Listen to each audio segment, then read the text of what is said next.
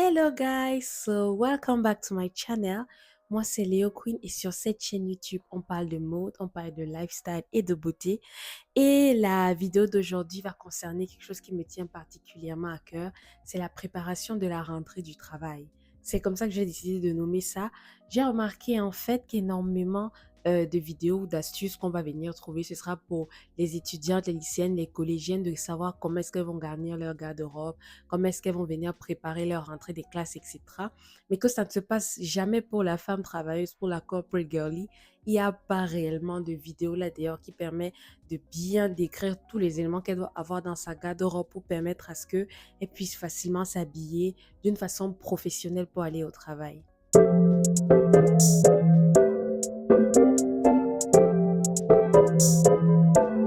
Comme vous le savez, toute ma chaîne est réellement dédiée à l'élégance, comme vous pouvez voir sur toutes mes autres vidéos.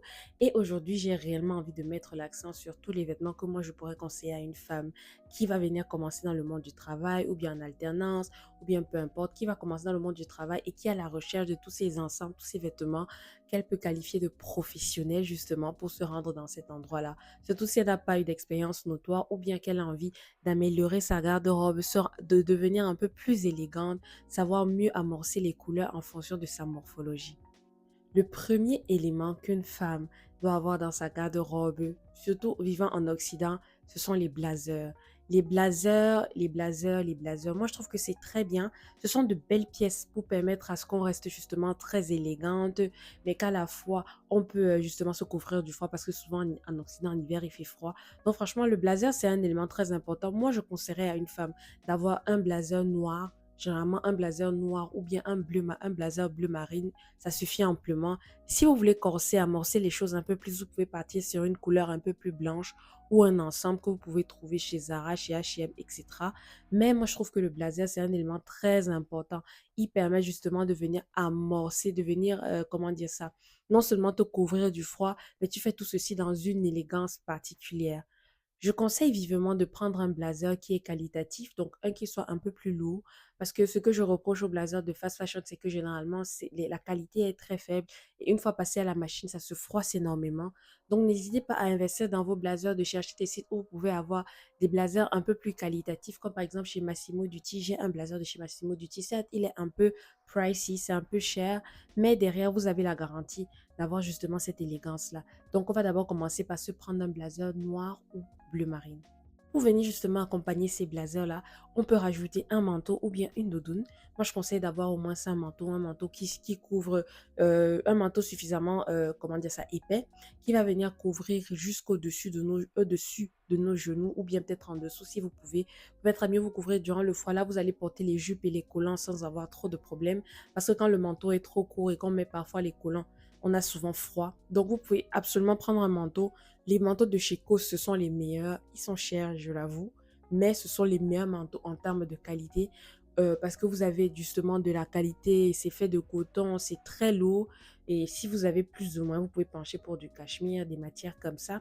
Mais réellement, n'hésitez pas à prendre un manteau qui soit bien lourd, que vous allez porter durant toute l'année, durant toutes vos années sans problème. Vous pouvez même en trouver sur Vinted.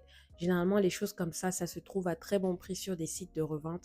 Donc, n'hésitez pas à chercher un manteau noir ou marron de préférence, un marron qui peut aller du marron foncé jusqu'à un marron un peu plus clair, qui va venir bien amorcer toutes vos chemises et vos pantalons que vous allez porter pour aller travailler. Ensuite, comme on a parlé de tout ce qui est couverture, on va maintenant parler du haut du corps, les chemises et les polos. Pour moi, c'est très important. Si vous commencez justement, et on part sur un budget un peu plus moyen, si vous commencez à gagner votre garde-robe, il faut absolument que vous ayez trois couleurs de chemise. Une chemise à rayures, une chemise de couleur, c'est-à-dire entre le rose, le jaune, etc. et une chemise blanche. Moi, je conseille toujours ça. Donc, on va prendre une chemise à rayures, une marinière, ça peut être bleu, bleu blanc, bleu vert, je sais pas trop quoi, mais généralement, le bleu blanc, c'est le meilleur parce que c'est une couleur, le bleu, c'est une couleur très discrète que vous pouvez amorcer avec beaucoup d'autres couleurs. Donc, vous pouvez partir sur une chemise bleu blanc à rayures. Ensuite, on a une chemise blanche et à côté, on a une chemise de couleur. Elle peut être rose, elle peut être jaune, etc. Moi, généralement, je vais prendre mes chemises chez Cause toujours. J'aime beaucoup cette marque-là parce que les chemises, la majeure partie des chemises qui sont proposées sont en coton. Donc, n'hésitez pas, vous devez avoir au moins trois chemises que vous pouvez porter. Et je conseille de prendre des chemises qui soient un peu près du corps. Parce que partir sur du oversize, l'oversize, c'est des choses qui se mettent souvent. Bon, là, on part sur la base réellement. On part sur le pur nécessaire. Vous pouvez aller sur l'oversize quand vous avez déjà les chemises de base. Mais prenez d'abord ces chemises-là près du corps que vous pourriez porter avec vos jupes, avec vos pantalons, avec même vos jeans, sans que ça ne fasse trop casual. Que vous ayez toujours ce côté professionnel-là. La chemise est très bien, sincèrement. N'hésitez pas à acheter une chemise qualitative qui va durer dans le temps, justement, qui va pouvoir être facilement repassable. Donc, prenez-vous trois chemises. On a dit une à rayures, une de couleur pour justement souvent porter avec vos jeans en été parce qu'on va pas rester sur du blanc, du bleu, du marron et du noir. On essaie aussi d'élargir un peu les palettes de couleurs. Donc, on va partir sur une chemise rose naturellement. Moi, je prends le rose toujours. J'aime beaucoup le rose. Vous pouvez aller sur du jaune, d'une couleur un peu plus claire. Bref, choisissez ce qui vous plaît. Donc, on va partir sur trois chemises pour le haut. Et après, on va prendre trois t-shirts ou polos. Les t-shirts que vous prenez, ce ne doit pas être des t-shirts classiques où il y a, vous connaissez les t-shirts de classiques de fast fashion où on a Tupac qui est dessiné dessus. Non, ça, ce n'est pas des t-shirts qui font pro. Personnellement, je vais conseiller à quelqu'un de prendre des t-shirts toujours de chez COS. Moi, j'ai un t-shirt marinière, j'ai un t-shirt blanc et j'ai un t-shirt noir. Donc, en gros, j'ai ces trois t-shirts-là que je peux mettre avec mes jeans pour sortir. Donc, je mets ça avec un jean droit et une belle paire de ballerines ou une mocassin. Et avec ça, je suis casual, mais j'ai toujours ce côté professionnel là. Je ne sais pas si vous voyez un peu. Donc, prenez-vous de très bons t-shirts. On a dit trois t-shirts et trois chemises. Ça peut largement faire l'affaire. Cherchez juste des t-shirts qui soient faits de coton. On en trouve un peu partout. Et n'hésitez pas à prendre un qui soit assez lourd. Je sais que les t-shirts que Zara proposait du côté de Zara Homme sont de très bonne qualité. Donc, prenez vos trois couleurs de t-shirt et choisissez toujours la marinière. Moi, ce qui me plaît sur les motifs marinières, c'est que ça habille énormément. Franchement, vous n'avez pas besoin de beaucoup d'efforts par rapport à votre bas quand vous avez déjà les rayures en haut et vous pouvez juste mettre vos accessoires, ça suffira amplement. C'est toujours très facile d'être casual, chic et professionnel avec une belle marinière, que ce soit en termes de chemise ou bien en termes de t-shirt ou bien polo. Donc, choisissez trois t-shirts. On a dit trois t-shirts ou bien des polos. Hein, ça, c'est en fonction de vous. C'est vrai que les polos font un peu plus respo, surtout pour les hommes. Mais si vous avez des t-shirts lourds avec les cols appropriés, on va pas partir prendre des cols trop bizarres ou bien avec des motifs trop bizarres, des motifs de skateboarder ou bien des motifs trop... Bref, vous avez compris ce que je voulais dire. Et là, vous pourrez agencer ça avec vos jeans et vos baskets ou bien avec vos jeans et vos mocassins pour aller travailler. Donc, on a fini avec le haut du corps. Vous avez vu, c'était très simple et basique. On n'est pas allé passer par quatre chemins. Ensuite, on va parler du bas du corps. Le bas du corps, je dis toujours aux femmes de privilégier les pantalons. J'aime beaucoup les pantalons pour aller travailler. Je trouve que c'est ultra pratique. Surtout si vous êtes une femme qui marche beaucoup, donc qui n'est pas forcément très statique sur son bureau. Ça permet de vous mouver un peu partout. Ça reste confortable et vous n'avez pas toujours besoin de tirer un peu partout quand vous allez ailleurs. Donc, l'idée, c'est de partir sur des pantalons, les pantalons en tissu d'abord, classiques. Prenez des pantalons en tissu, rassurez-vous que ces pantalons-là soient doublés. Parce que le problème qu'on a souvent avec les pantalons en tissu, c'est qu'ils sont très facilement transparents. Donc moi, en termes de couleur de pantalon en tissu, je conseille un noir, un blanc, un marron clair. Un noir, un blanc, un marron clair. Avec ça, vous faites tellement de combinaisons avec les polos là, vous ne pouvez absolument pas imaginer. Ou avec les chemises. Donc, on va prendre un pantalon, soit un qui est en taille haute ou taille basse, ça dépendra là de votre morphologie. Parce qu'une femme qui est en morphologie haute ne va pas forcément privilégier porter les mêmes pantalons qu'une femme qui est en morphologie X. Parce que l'objectif aussi, c'est de prendre un pantalon, il ne doit pas trop vous mouler. Déjà, ça, c'est une astuce que je vous donne. Il ne doit pas trop vous mouler au point de tracer votre devanture. Le pantalon doit avoir la bonne taille, pas trop dansant, mais pas trop moulant aussi. Donc, en gros, vous devez trouver la bonne taille appropriée. Moi, je fais du 38 en pantalon. Généralement, je fais du 36 en pantalon. Je vais prendre du 38 en termes de pantalon classique parce que justement, vous n'avez pas envie de trop serrer votre derrière quand vous êtes au travail. Vous voulez porter quelque chose qui soit soft, mais qui à la fois vous permet d'être élégante, vous avez cette touche de sexiness là, mais ce n'est pas trop vulgaire, ce n'est pas trop prononcé. Donc, prenez une taille de pantalon qui épouse vos formes avec respect. Ça doit épouser vos formes, mais avec respect. Et à côté, si vous êtes gêné, par exemple, par le fait que votre derrière est trop exposé, vous pourriez pencher pour le fait de détacher votre chemise et la laisser tomber. Donc, vous n'avez pas besoin. Vous pouvez prendre des t-shirts un peu plus longs, bien des polos un peu plus longs pour couvrir l'arrière de votre pantalon. Donc, vraiment, on a dit trois couleurs de pantalon classiques. On va partir sur du noir, du blanc et du marron clair. Toujours ces trois couleurs-là. Moi, je pense que c'est le classique. Vous pouvez habiller avec toute autre chose et n'hésitez pas à prendre une coupe de pantalon qui vous convient parfaitement. Moi, j'aime vraiment l'effet palazzo là. Donc, quand le pantalon moule un peu et ça lâche en bas, mais ça dépend des morphologies. Tous les pantalons ne conviennent pas à toutes les femmes. N'hésitez pas à rechercher n'importe quel truc qui vous convient et vous portez quoi. Donc, vraiment, les pantalons là sont très importants. Maintenant, en termes de jupe, comme on est des filles et qu'on aime les jupes, la première jupe que je conseille, c'est la jupe crayon. La jupe crayon noire classique, elle a toujours marché, elle fonctionnera toujours. La jupe crayon noire, c'est un indémodable, c'est un intemporel. Vous pouvez porter avec vos ballerines ou avec vos escarpins, avec vos bottines, que ce soit en hiver ou en été. La jupe crayon va venir dessiner vos formes avec respect. Franchement, on dessine les formes avec respect, je dis toujours, parce que il faut faire très attention. Le problème souvent avec ces tissus classiques-là, quand on prend notre taille appropriée ou bien la taille qui nous tient bien, ça peut souvent être très révélateur et ça peut paraître très vulgaire ou pas professionnel. Surtout quand on a une femme qui a des hanches et un corps très prononcé. Donc vraiment, il faut faire très attention au niveau des tailles et s'assurer que les tailles et les coupes qu'on choisit sont adéquats pour notre corps et nous permettent de toujours rester professionnel. Donc on va partir sur une jupe crayon noire. Vous pouvez choisir n'importe quelle. On va partir sur une jupe crayon noire. Moi, j'aime beaucoup la jupe crayon. Je trouve que c'est très bien pour porter avec les chemises. Et en deuxième position, on va partir sur la jupe plissée. La jupe plissée, vous pouvez la prendre en longue ou en courte. Et sur la jupe plissée, franchement, gâtez-vous avec la couleur, hein. Parce que moi, par exemple, j'aime mettre une petite jupe plissée avec ma chemise blanche si elle est d'une couleur un peu plus prononcée ou si elle est en noir. Parfois, je la mets juste avec mon t-shirt noir, je mets mon collant, je mets mes mocassins et je suis partie au travail. Très simple, très professionnel. La jupe plissée est belle. Elle n'est pas très révélatrice, donc elle permet toujours d'avoir cette coupe-là arrondie vu que ça ne vous trace pas complètement. Et si vous êtes une femme avec des formes justement voluptueuses, la jupe plissée peut réellement être la solution pour vous. Elle est très belle, elle peut être longue ou bien vous pouvez la choisir de la porter courte avec votre chemise, avec votre foulard attaché et les escarpins associés. Donc ça, c'est deux jupes que j'apprécie particulièrement. À côté, vous pouvez rajouter les jupes en cuir. J'ai des jupes en cuir aussi. Mais ça, c'est vraiment des rajouts que vous allez faire après. Sincèrement, commencez d'abord sur les trois pantalons et les deux jupes là. Et avec ça, vous allez porter avec vos chemises et vos polos. Donc moi, je pense que ça fait l'affaire. Ensuite, en troisième position, on est avec tout ce qui est maintenant pull. Les pulls, donc les gilets.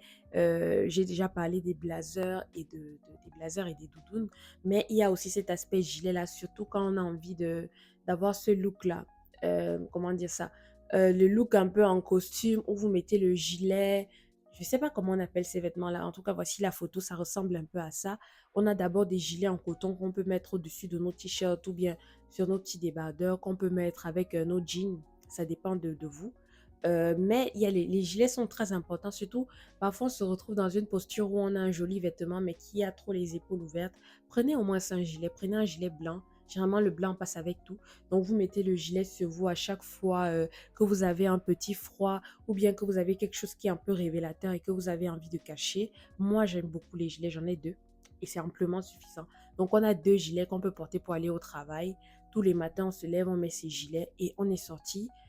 Surtout quand il fait froid, ou bien quand vous êtes en automne, ou bien il fait pas trop froid. Vous voyez un peu. Donc, parce que vous, si vous ne portez pas ça, vous allez vous retrouver en train de porter soit vos manteaux ou bien le blazer qui peut être un peu plus chaud.